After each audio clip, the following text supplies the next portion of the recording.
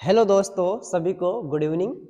इससे पहले हमारा जो टॉपिक चल रहा था राजस्थान के जिले, वो टॉपिक हम कंप्लीट कर चुके हैं और आज अपन बात करेंगे, नया टॉपिक स्टार्ट करेंगे आज राजस्थान की सिंचाई परियोजनाएं। ये वाटर वाले चैप्टर चल रहे हैं जिसमें हम जल वाले राजस्थान का अपवा तंत्र, फिर झीलें और नदियां वगैरह कर चुके हैं और आज हम स्टार्ट करेंगे राजस्थान की सिंचाई परियोजनाएं। ठीक है, तो बिना देरी करे हम स्टार्ट करते हैं कि राजस्थान की कौन कौन सी सिंचाई परियोजनाएं महत्वपूर्ण है। ठीक है, इस क्लास में हम सामान्य जानकारी के बारे में बात करेंगे और एक नहर के बारे में भी अपन इसमें बात करेंगे। ठीक है, तो अपन स्टार्ट करते हैं। सबसे पहले ये जानेंगे कि जो राजस्थान की सिंचाई परियोजनाएं है वो उनके सबसे पहले जानेंगे कि उनके स्रोत कौन कौन से और उसके साधन कौन कौन से। उसके बाद में अपन समझेंगे कि सिंचाई परियोजना का वर्गीकरण अपन देखेंगे। ठीक है, तो सबसे पहले अपन बात करते हैं कि राजस्थान की सिंचाई परियोजनाएं, उनके स्रोत कौन कौन से, जो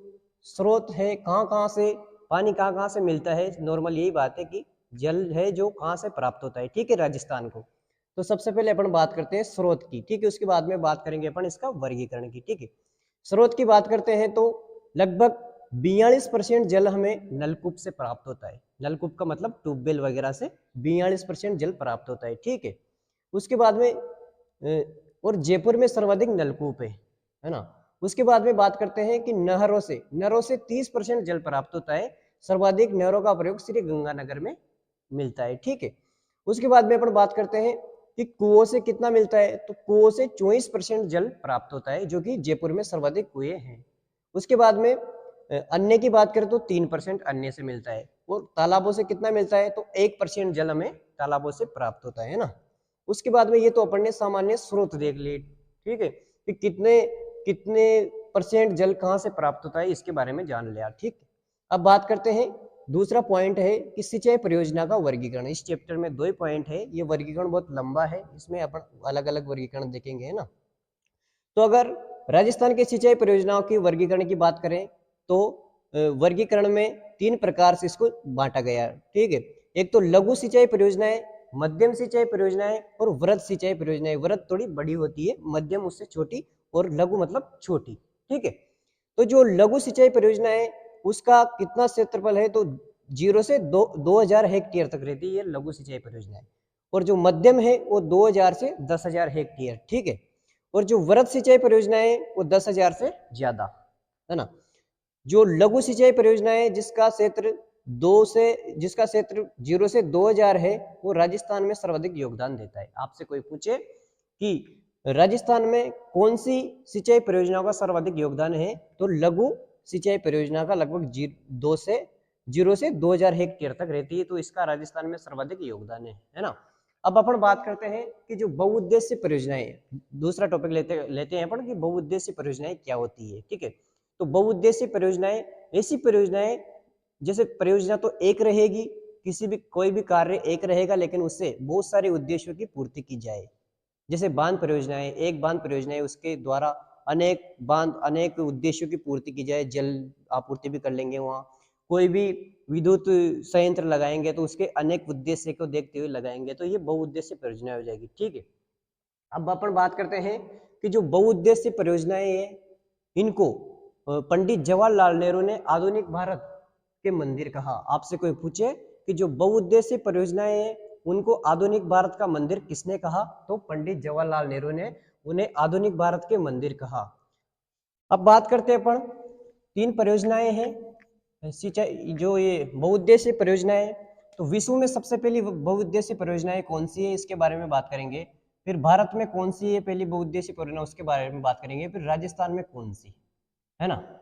तो भारत की बात करें तो, विश्व की बात करें तो एक है टेनेसी बहुउद्देश्य परियोजना, जो कि 1933 के आसपास की है। टेनेसी जो विश्व की पहली बहुउद्देश्य परियोजना है। ठीक है, भारत की पहली बहुउद्देश्य परियोजना कौन सी है, तो दामोदर बहुउद्देश्य परियोजना है, भारत की पहली बहुउद्देश्य परियोजना है, जो कि 1948 में बनाई गई थी। ठीक है, राजस्थान की है गंग नहर, ये मोस्ट है गंग नहर। राजस्थान की पहली बहुउद्देश्य परियोजना कौन सी है, तो राजस्थान की पहली बहुउद्देश्य परियोजना है गंग नहर। ठीक है, जो कि 1950 के आसपास इसको बनाया गया है। महाराजा गंगा सिंह ने। तो गंग नहर राजस्थान की पहली बहुउद्देशीय परियोजना है। ये आप मोस्ट क्वेश्चन है, आपसे कोई पूछे कि राजस्थान की पहली बहुउद्देशीय परियोजना कौन सी है, तो है गंग नहर। ठीक है, उसके बाद में अपन बात करते हैं कि कुछ बहुउद्देशीय परियोजनाएं हैं जिनको दो भागों से अपन समझ सकते हैं। एक तो नहरी बहुउद्देशीय परियोजना और एक नदी घाटी बहुउद्देशीय परियोजना। बहुउद्देशीय परियोजना को भी दो तरीके से समझ सकते हैं।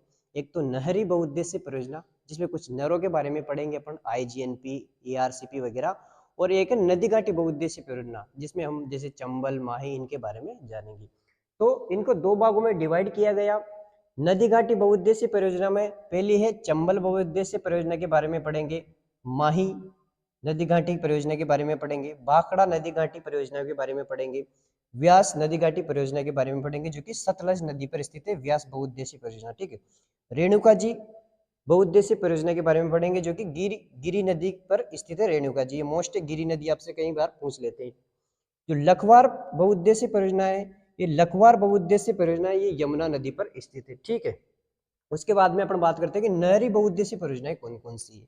जो नहरी बहुउद्देशीय परियोजना है इसमें एक तो IGNP इंदिरा गांधी नहर परियोजना है, यह मोस्ट है। ठीक है, IGNP गंग नहर, गुड़गांव नहर और यमुना लिंक परियोजना, राजीव गांधी सिद्धमुख परियोजना, भरतपुर लिंक परियोजना और ERCP परियोजना, इनके बारे में अपन जानेंगे। तो सबसे पहले अपन बात करते हैं जो चंबल बहुउद्देशीय। एक बार यहाँ तक का फिर से अपन रिवीजन कर लेते हैं, जो पढ़ा है उसका रिवीजन कर लेते हैं एक बार फिर। ठीक है, सबसे पहले अपन ने समझा कि राजस्थान की जो सिंचाई परियोजना है उनको दो तरीकों से समझ सकते हैं। एक तो साधनों के माध्यम से कि कौन कौन से स्रोत है, और एक इसका सिंचाई परियोजना के वर्गीकरण के आधार पर।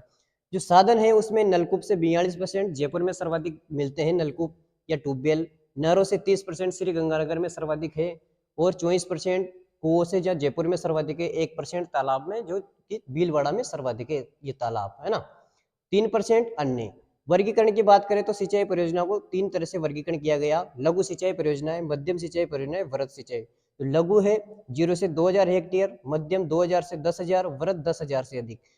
राजस्थान में लघु सिंचाई परियोजना का सर्वाधिक योगदान है।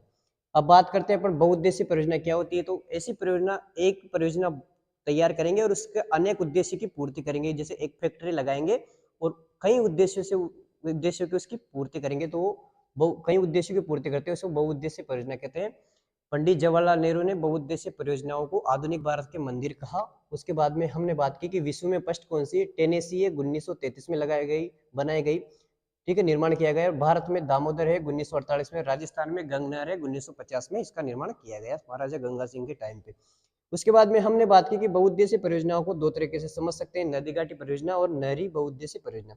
नदी घाटी में चंबल, माही, भाखड़ा, व्यास जो कि सतलज नदी पर, रेणुका जी गिरी नदी पर, और लखवार यमुना नदी पर। अपन ने बात की कुछ नहरी परियोजनाएं, IGNP गंग नहर, गुड़गांव यमुना लिंक परियोजना, राजीव गांधी सिद्धमुख नहर परियोजना, भरतपुर लिंक परियोजना और ERCP, ये ईस्टर्न राजस्थान केनाल प्रोजेक्ट के बारे में समझा हमने। अब सबसे पहले हम सिंचाई परियोजना के बारे में, बहुउद्देशीय परियोजनाओं में सबसे पहले हम चंबल बहुउद्देशीय परियोजना की बात करते हैं। तो जो चंबल बहुउद्देशीय परियोजना है ये राजस्थान और मध्य प्रदेश के सहयोग से चलाई जा रही है। दोनों का 50-50% रेशो है, अनुपात दोनों का 50-50 है। ठीक है, और बात करते हैं कि जो चंबल बहुउद्देशीय परियोजना है इस पर 3 चरणों में 4 बांधों का निर्माण किया गया। ठीक है, तो बांध परियोजना के बारे में समझेंगे अपन कि चंबल पे जो बांध परियोजना है वो कौन कौन सी है। तो चंबल पे पहले चरण में गांधी सागर बांध बनाया गया जो कि मध्य प्रदेश में है, एक कोटा बैराज भी इस पर स्थित है। ठीक है, दूसरे चरण में राणा प्रताप सागर बांध बनाया गया जो कि राजस्थान का सबसे बड़ा बांध है जो कि चित्तौड़गढ़ में स्थित है। तीसरे चरण में एक तो जवाहर सागर बांध और कोटा डैम, इसका निर्माण किया गया। ठीक है, जो कि कोटा और बूंदी में स्थित है। जो कोटा डैम है, एक कोटा डैम कोटा और बूंदी में। ठीक है, जो उसके बाद में हम बात करते हैं जो जवाहर सागर बांध है कोटा के बॉर्डर पे स्थित है। ठीक है, अब अपन बात करते हैं, एक मैप के माध्यम से समझ लेते हैं। तो ये तो यहाँ पर तो है चित्तौड़गढ़ में रावतबाटा परमाणु विद्युत संयंत्र। ठीक है, चित्तौड़गढ़। और जो जवाहर सागर बांध है ये यहाँ स्थित है, और कोटा बैराज है, इस कोटा बैराज से सिंचाई के उद्देश्य से 2 नहरें निकाली गई, एक तो बाई नहर और एक दाई नहर। जो दाई नहर है इससे 14 लिफ्ट नहरों नहरें निकाली गई, ठीक है, जिसमें से 8 तो राजस्थान की है और 6 एमपी की है, ठीक है। इससे सिंचाई के उद्देश्य से 2 नहरें निकाली गई। जो दाई नहर है, इससे 14 लिफ्ट नहरों का निर्माण किया गया, जिसमें 8 तो राजस्थान की और 6 एमपी की, है ना। अब बात करते हैं अपन कि जो चंबल बहुउद्देशीय परियोजना है उस पे जो बांध है उनका अपन विस्तृत डिटेल से देखते हैं। तो सबसे पहले अपन कोटा बैराज डैम की बात करते हैं। जो कोटा बैराज है ये सबसे पहले कोटा में स्थित है, कोटा में है। इस पर सिंचाई के उद्देश्य से 2 नहरें निकाली गई, एक तो बाई नहर और एक दाई नहर। ये यहाँ से बाई नहर और दाई नहर। जो बाई नहर है, बाई नहर में कोटा और बूंदी 2 डिस्ट्रिक्ट आते हैं। जो दाई नहर है इसमें कोटा, बारां और मध्य प्रदेश, ठीक है, मध्य प्रदेश की इसमें लगभग 6 नहरें आती है, 8 राजस्थान की। अब बात करते हैं हम कि गांधी सागर बांध, ठीक है। गांधी सागर बांध की बात करते हैं तो इसमें जो जल विद्युत क्षमता है, कितनी इसकी जल विद्युत क्षमता, इसकी जल विद्युत उत्पादन क्षमता है 5 यूनिट और 23, ठीक है, 5 यूनिट और 23 मेगावाट। आप इन दोनों को गुणा करोगे, 23 × 5 करोगे तो ये आ जाएगा 11, ठीक है, 115 मेगावाट है, ठीक है। ये कहां पर स्थित है? तो गांधी सागर बांध की स्थिति की बात करें तो ये मंदसौर मध्य प्रदेश में स्थित है। चंबल का सबसे ऊंचा बांध है। ऐसे तो राणा प्रताप सागर सबसे बड़ा बांध है, लेकिन आपसे कोई पूछे कि चंबल का सबसे ऊंचा बांध कौन सा है तो गांधी सागर बांध, है ना। अब जो गांधी सागर बांध है, इस गांधी सागर बांध तो ये मंदसौर में इसकी स्थिति हो ही गई। अब जो ये कोटा बैराज से 14 लिफ्ट नहरें निकाली गई, जो 14 लिफ्ट नहरें निकाली गई उनकी एक ट्रिक के माध्यम से अपन याद करेंगे। राजस्थान की तो अपन एक ट्रिक के माध्यम से याद करेंगे कि वो राजस्थान की 8 नहरें कौन सी है जो यहाँ से कोटा बैराज से निकाली गई, इसकी दाई नहर से। तो इसकी ट्रिक है दीपक गणेश आ सो जा, दीपक गणेश आ सो जा, दि से दिगोद, प से पचेल, क से काचरी या काचारी, है ना, गणेश से गणेशगंज, आ से अंता लिफ्ट नहर और आ से अंता माइनर और सो से सोरखंड और जा से जालीपुरा, ठीक है। जो जालीपुरा और जो दिगोद, जालीपुरा दिगोद ये दोनों कोटा में है और बाकी की जो 6 हैं ये 6 12 में है, ठीक है। दिगोद और जालीपुरा ये दोनों कोटा में है और ये जो पचेल, काजरी, गणेशगंज, अंता लिफ्ट, अंता माइनर, सोरखंड ये सब 12 में है। ओके, अब बात करते हैं राणा प्रताप सागर बांध। सबसे पहले ये चित्तौड़ में स्थित है। राजस्थान का सबसे बड़ा बांध है। जलापूर्ति करता है ये रावत बाटा बांध में, है ना। इसकी जो जल विद्युत क्षमता है 4 × 43 यानी 4 यूनिट और 43 मेगावाट बराबर 172 मेगावाट इसकी जल विद्युत क्षमता है। इस प्रकार से हमने, और लास्ट में है जवार सागर बांध। जवार सागर बांध जो है ये बात करें कि जवार सागर बांध एक कोटा में है, कोटा और बूंदी में इसकी स्थिति देखी जाती है और चंबल का पिकअप डैम कहा जाता है। जो जवार सागर बांध है इसको चंबल का पिकअप डैम कहा जाता है। इसके जो जल विद्युत क्षमता है वो 3 × 33 यानी 3 यूनिट और 33 मेगावाट यानी कि 99 मेगावाट इसकी जल विद्युत क्षमता है जवार सागर बांध की। इस प्रकार से हमने आज चंबल पे कौन कौन से बांध है यानी कि चंबल बहुउद्देशीय परियोजनाओं को कंप्लीट कर लिया है। सबसे पहले यहाँ से बात करते हैं कि बहुउद्देशीय परियोजना की बात करते हैं कि चंबल बहुउद्देशीय परियोजना राजस्थान मध्य प्रदेश के सहयोग से 50% दोनों का सहयोग से इसको चलाया जा रहा है। चंबल बहुउद्देशीय परियोजनाओं पर 3 चरणों में 4 बांध का निर्माण किया गया। इसमें पहले चरण में गांधी सागर बांध जो कि मध्य प्रदेश में कोटा बैराज, ठीक है, और दूसरे चरण में राणा प्रताप सागर बांध जो कि चित्तौड़ में है और तीसरे चरण में जवार सागर और कोटा डैम जो कि कोटा बूंदी में है। उसके बाद में हमने मैप के माध्यम से इसकी लोकेशन देखी, ठीक है।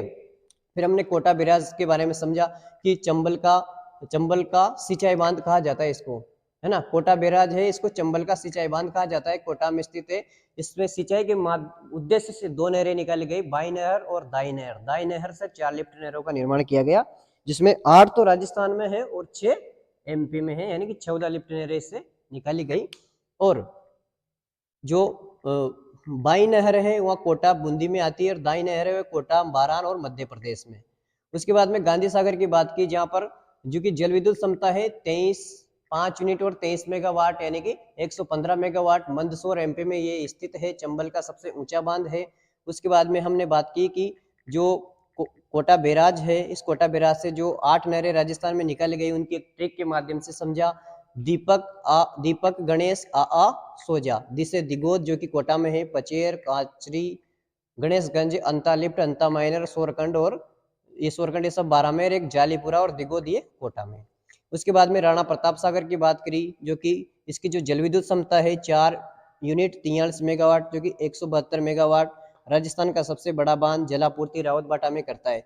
जवाहर सागर की बात करी जो कि चंबल का पिकअप डैम है, 3 यूनिट 33 मेगावाट इसकी यानी कि 99 मेगावाट इसकी जल विद्युत क्षमता है और ये कोटा बूंदी में स्थित है ना। ये देख लिया अपन ने, ये सारा देख लिया कि आज हमने चंबल बहुउद्देशीय परियोजना को कंप्लीट कर लिया है। अगली क्लास में हम जो भी आगे जो अगर माही होगी तो माही बहुउद्देशीय परियोजना अपन क्रम से चलेंगे, माही बहुउद्देशीय परियोजना को समझेंगे। अगर यह आपको क्लास अच्छी लगी हो, आज के कुछ भी थोड़ा भी फायदा हो रहा हो तो इसको लाइक शेयर और सब्सक्राइब जरूर करें और सभी दोस्तों के पास इसको अवश्य पहुंचाएं। मैं आपको अच्छी कोचिंग संस्थान से जो जिससे मैं पढ़ाऊँ Spring Board Academy Jaipur offline, तो वहाँ से मैं मटेरियल अच्छा यानी अच्छी चीज़ें एकदम सही और सटीक जिसमें कोई गड़बड़ नहीं है वो चीज़ें मैं आपको प्रोवाइड करवा रहा हूँ, ठीक है। तो और उसको नया राजस्थान से अपडेट करते हुए, तो आप इसको अच्छे से समझ लीजिए, आधा घंटे की क्लास आप डेली देख लीजिए, आपका राजस्थान का भूगोल उंगलियों पर आ जाएगा, ठीक है। इन्हीं शब्दों के साथ आज के लिए मैं इतना ही कहना चाहता हूँ। बहुत बहुत धन्यवाद, थैंक यू।